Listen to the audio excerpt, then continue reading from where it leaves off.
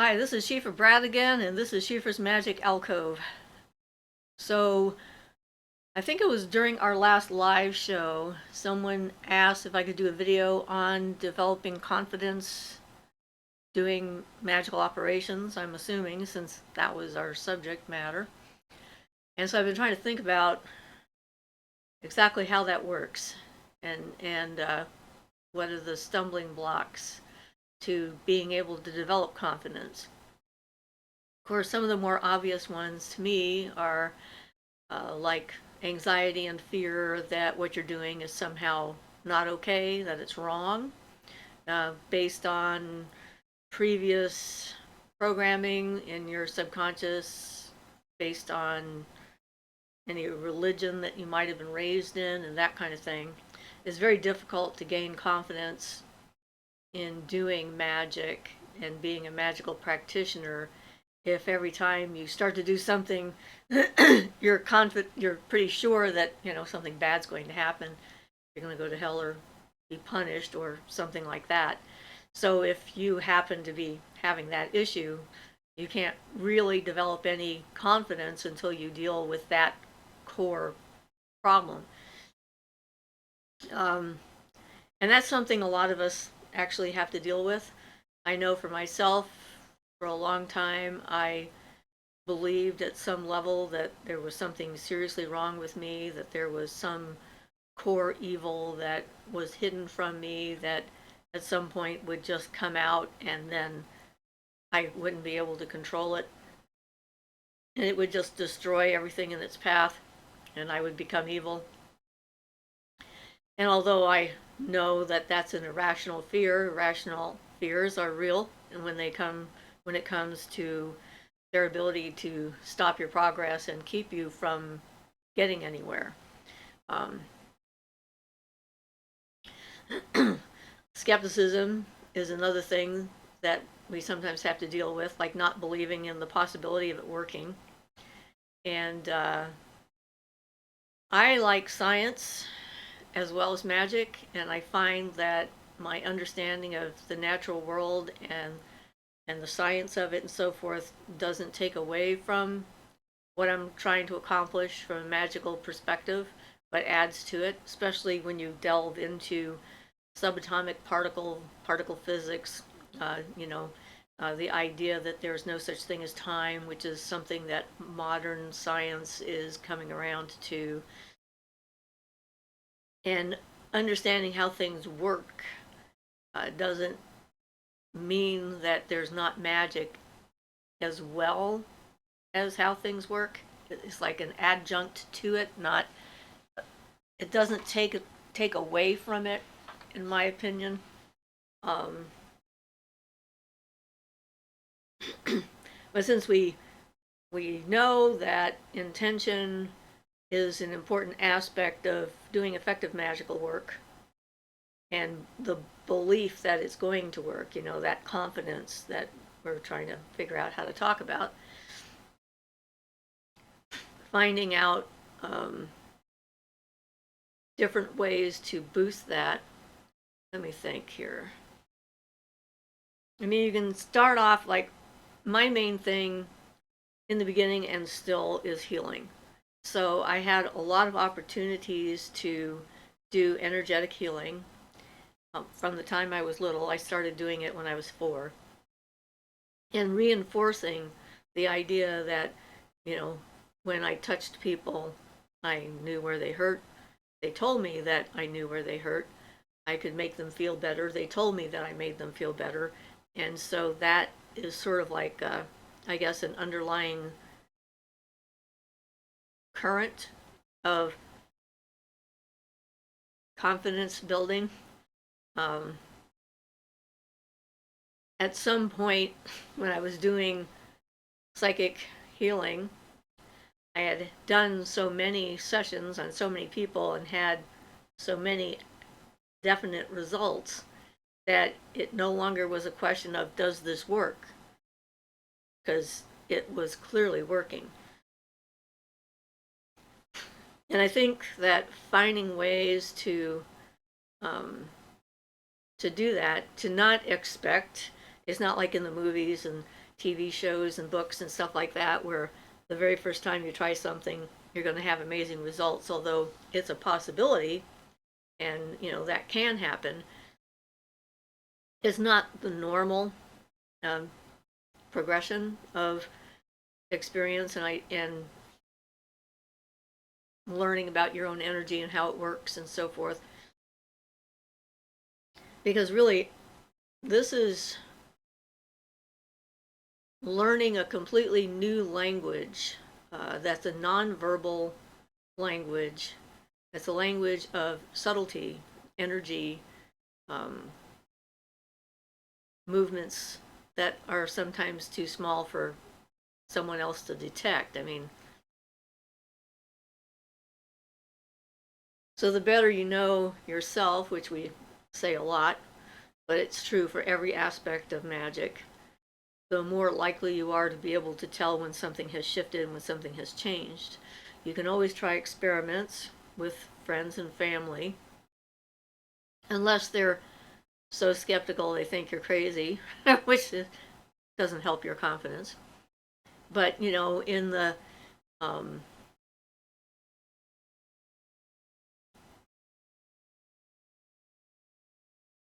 the experimental processes of trying different things out and seeing if other people can feel them, like doing the energy exercises where you can feel your own aura, which is a good start to understanding that there is something there.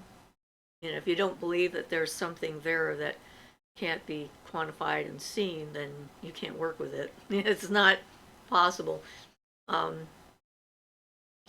You can always try reading other people, reading their energy fields, but again, if you're not aware of who you are and what your own energy is, then most people will end up just projecting their own experiences or subconscious onto someone else, and that's not where you want to go, because then if you're building confidence in that, then you're building confidence in your ability to project your stuff onto other people, which is not ideal.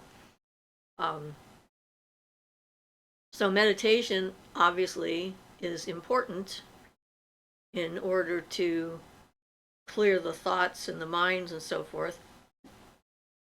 And I definitely recommend psychotherapy, dealing with your own stuff. I mean, seriously, if this is what you want to do, it takes work. It doesn't happen on its own. It's even those of us that are born with some pretty weird and unexpected natural abilities, they've happened through many lifetimes of experience and kind of like all come together. And everyone starts somewhere. And so it's not a matter of being better than someone else. It's just a matter of having had more cognitive experiences that have come together in your head to help you understand what's going on around you.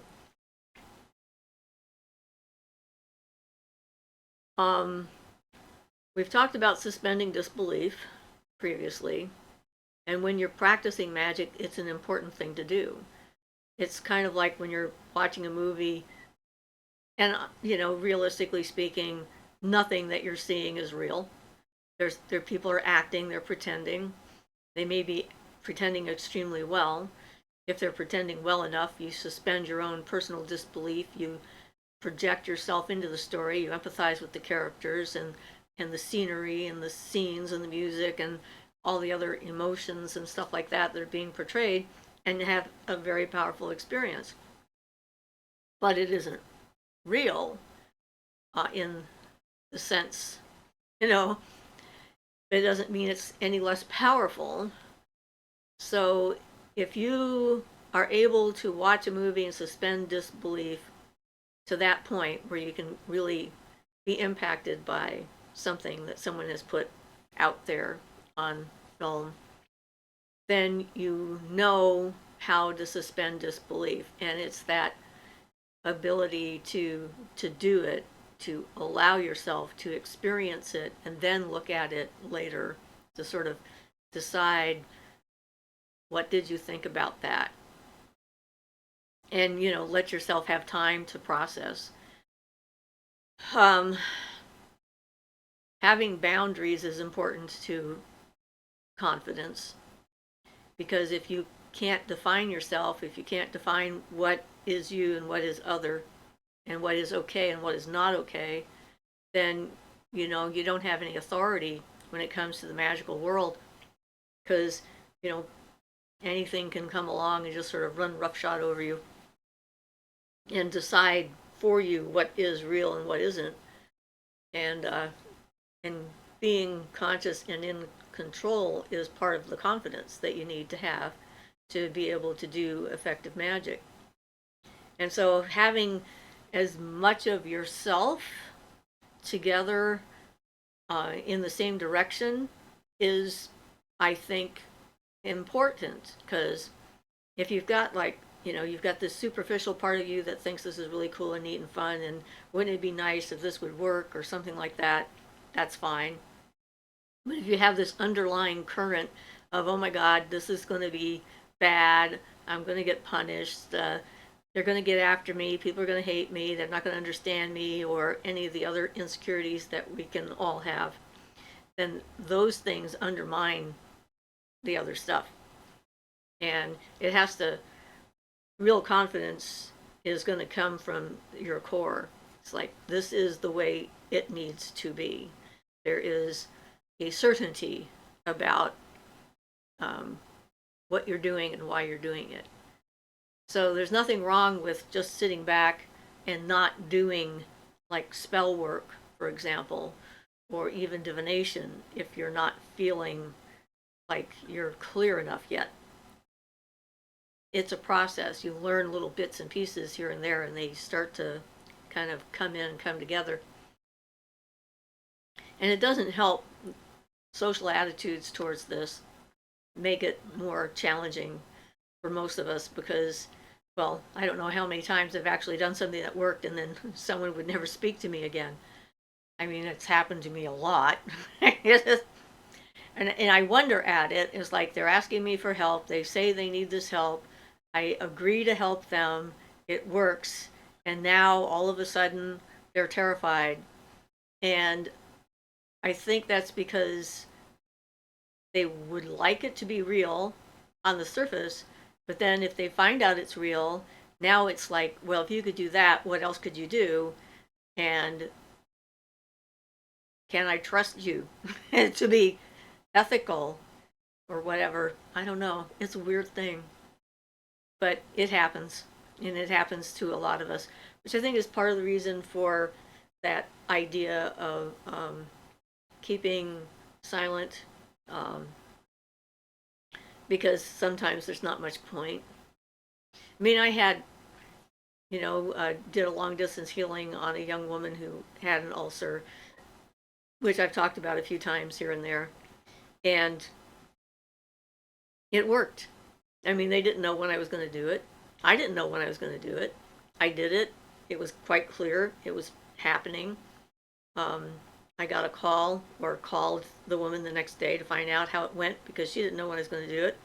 And her daughter woke up in the morning without an ulcer. And then she wanted to know what I did, and I made the mistake of telling her, not realizing that giving her the actual information of the process in my head of what I did and what happened was not comforting, and she immediately turned to Jerry Falwell and became fundamentalist Christian, which apparently I've done to several people. I'm not sure why.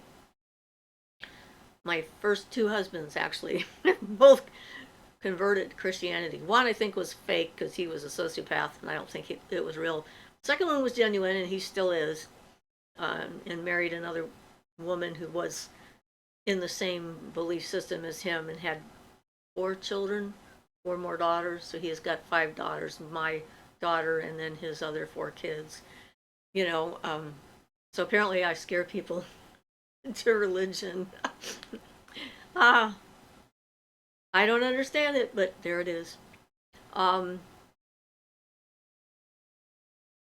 look at the other indicators of confidence. Like, do you feel like you can walk outside without dressing to the you know, dressing up, having makeup on, being perfectly coiffed or what have you? Are you feeling that people are judging you when you go out into public and talk, or they judge who you are, what you love, how you feel? And those things, as long as you're being impacted by what other people think who don't really know you, because no one can really know you except yourself and maybe a few people in your life, um, their opinion means nothing and should mean nothing. So if their opinion still matters, then you have work to do. So you look at those things to figure out where are the places where you can strengthen yourself and become your own unique expression of the universe and who you are. And when you work on those things. And like I said, it doesn't happen instantaneously. It's not overnight. It's a process that takes place. It's um, layers, and you can get really super clear and feel fantastic and really powerful and strong and just all together and so forth for quite a while, and then something that has been hidden for a while will slowly start bubbling up to the surface for you to take care of it again. So there's never an end completely. We're always in process, me included. And although I completely confound my granddaughter, it takes her like several hours to get her face on before she'll go outside. And she's like, I know you don't care. And I'm like, yeah, I don't care. Sorry. But I do. I'm like, okay, you care, you do you, whatever you need to feel good about yourself. There's nothing wrong with that either, It's not like a judgment thing. It's just knowing in yourself. It's like, okay, and recognizing what our survival tactics are, what our assumptions about how things work are, and finding ways to test those assumptions about reality and to see, is this really true? And one of the dangers is overconfidence, which clouds your judgment, the inability to question yourself and the information that's coming to you. So there's, like, again, always a balance that you strive for of healthy skepticism and confidence and certainty. I mean, when my will is activated in certain situations and I feel like I need to do something and I know what I need to do, then it's like a force of nature that just bursts forward and reshapes reality around me and makes it go the way I want it to. And part of that is experience and paying attention to other people's energy and their nuances and figuring out what to say and when to say it. It's not something that's straightforward. Like,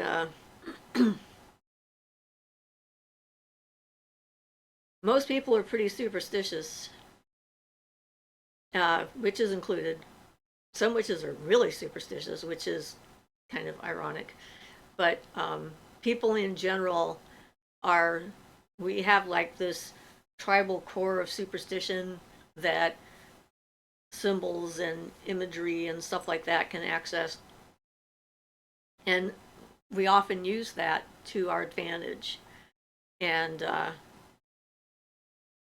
but knowing you can do something. Okay, so I'm going to tell you something really strange here. Stranger than usual. I haven't talked about this particular experience, I don't think. But I was once in a situation. I was going out with this guy, and he took me up to a hotel room with another guy. Apparently, they planned we were having a threesome without checking in with me, and I did not want to do that in particular at all. I wasn't interested, and I couldn't figure out exactly how to get out of there because they had the drive. They drove me there. I had no way to get out on my own, And I did something to the other man, his body, and I can't explain exactly how I did it, except I knew I could. And knowing that I could made it possible for me to do it. And I went inside of his body and I turned off all of the blood flow to his member, and it wouldn't work. So, I did what I had to do. It was an instantaneous, spontaneous thing that happened. Fortunately, not a common experience for me, but the confidence that I had, and I knew that it would work. It's like there's this lore out there that witches can do that to men. And men are particularly superstitious about that. And I never said I was doing anything. So, it wasn't like I didn't activate his conscious mind or anything like that. So I don't know. I don't think that would have made a difference. But I don't know. It was interesting. But it was, I think the need I had to stop him in that particular situation was so strong, and the idea I had was so right as far as how I could change the energy, and protect myself, because that was not a good situation. I was in my 20s, I think, at the time. So, but it's an experience in my background. I know now that that's something that I can do if the need ever arose, which thankfully it hasn't since that happened. So it's like, don't limit the potential that you might have to be able to affect the physical world around you in an instant without knowing too much about what you're doing, because it can happen. You can get that stuff up from, I don't know, way down inside, where we have some kind of a primal unconscious knowledge or understanding of things, and they can happen. But if something like that does happen, where you suddenly do something you're not expecting that you can do, you can then look at that and go like, wow, I did that. That worked.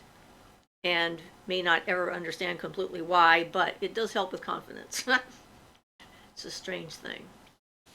But, because of that though, I tried to help a friend of mine who had some thyroid issues, and I, activated his thyroid gland, and apparently that had sort of a backlash, because he was extremely overweight. We're talking like almost 400 pounds, 450 pounds, I think, at that point, and was seriously in trouble. I mean, it was very bad for his health and everything else. And apparently he broke his toilet, because whatever I did inside his body made him sit on the toilet for like 17 hours, I think he said. So he never let me do that again. But again, it's like I had an effect. I did something in my mind, and that's the thing that's interesting to me. Like with the long distance healing, I wasn't there in person at all. Everything I did happened in my imagination. That was a very powerful thing when it worked, even though, I lost what I thought was a friend in the process. I had this thing that happened that was like, it worked. But I was 1,000 miles away. No one knew what I was doing, and everything happened in my imagination. All in my imagination, and yet I affected the real world, the physical world, and someone else's reality in the process. So that was like, wow. So all of the things, both the positive and the negative, can add to that collectively. You sort of like gather that in with you, and it becomes a part of your ability, your confidence in being able to do things. And of course, making your personal choices as to exactly what is ethical for you, what your particular ethics, morals, or standards are going to be, and so forth. Which is why we talk about the boundaries a lot. Because if you create good boundaries for yourself, then you can allow other people to have boundaries too. And that's like important. Everybody deserves to be able to say no when they feel like they want to say no, and to say yes when they feel ready. And just because one person is ready doesn't mean the other person is. And it doesn't have to be taken personally. We take a lot of things personally. That's that whole projection kind of a thing, where we think everything's our fault, or there's something wrong with us because someone else doesn't want to do something we want to do, and so forth. And instead of realizing that everybody is their own unique combination of all this other stuff from their own past and their own projections and their own anxieties and fears and insecurities and so forth, that you may accidentally trigger without even knowing about it. And that's why it's our own personal responsibility to take care of ourselves and to heal ourselves and to become better versions of ourselves and to allow ourselves to grow and expand in those areas. I think that desire and need are based in mostly in the idea of insecurity and feeling like there's something missing from you and you need someone or something outside of you to fill it. And it's like people use religion for that, people use relationships for that, people use their jobs, their position of their power, their authority, how many people know they exist or agree with their position or whatever. All of those things are part of that. And to become an individual means that it's not that you don't care about other people or how they feel, but how they feel doesn't mean you take it personally, even if what they feel is aimed at you, because most of the time it's not. Very few people are clear, and becoming clear is the point of this. Everything is about that, regardless of whether it's the meditation or the magical practice or the ceremony or, a banishing ritual, an evocation, an invocation, the celebration of the holidays, the seeing how, recognizing the changes in the universe. It's all about the process of becoming a clear individual in the unique perspective that we each bring to the table. And being kind to yourself in the process. That's the hard one too. Because if it's not okay for you to make a mistake, if something you do doesn't work, and that completely undermines your confidence, and now you're going to throw it all out, then that's not a good approach either, because it's experimental. All of this is experimental. We are evolving to attempt to develop a more direct communication with the universe, creating a language of symbols, energy, connection, feelings, emotions, or whatever, in order to interact with this greater thing that exists outside of us that is so vast it's impossible to comprehend. And we're trying to find our one little path to make our little small connection to all of that. And everyone's going to find a different way to do it. It's not going to be the same for any of us. So when I'm trying to explain something like this or think about something like this, I can't always find what I think is a good handle for it, like how exactly do you explain this? And because it's so ephemeral to start with, it's, confidence is not the same as like strength of body or even strength of mind. It's different. I mean, if you were trying to strengthen your body, exercise and diet and all the other stuff would be really clear and obvious things to do. Confidence is a little bit out there, like how do you develop confidence in your own magical ability, experience, and practice. So I think that one of the things that happens is we get these unconscious expectations, and figuring out what your expectations are is a good idea. Like I know, say, when I'm going to go watch a movie, I've discovered that if I see certain previews, certain movies, they present themselves as one thing, and then I expect that that's the movie. That's what the movie's going to be about. And if I have a very clear idea of what I think the movie is about, and then I go and it's not, it doesn't matter if it's a good movie. I'm always disappointed because my expectations haven't been met. So you have to manage those expectations and try not to project them, because this is a subtle language. These are little nuances and things. It's not like, building a building with nails and brick and hammers and whatnot. It's little things, not less powerful, but different. So figuring out what our expectations are, and then letting go of those expectations and trying to be in the here and now and in the moment to experience the reality of what's happening and to be in ourselves so that we know what feels like the right way for us to go, and be okay with changing direction if that seems appropriate. And I was amazed at how fast I decided to move out of my office. This was a new thing for me.